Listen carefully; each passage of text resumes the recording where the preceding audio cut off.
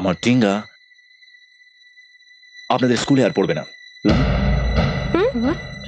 এই স্কুলে পড়া ওর উচিত হচ্ছে না।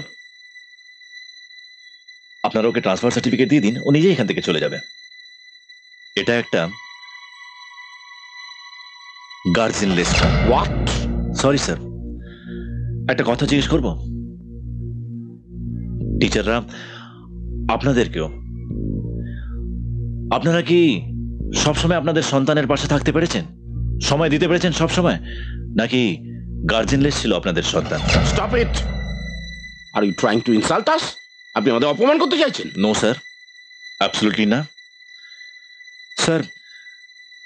রিয়েলাইজ করানোটা অপমান নয়।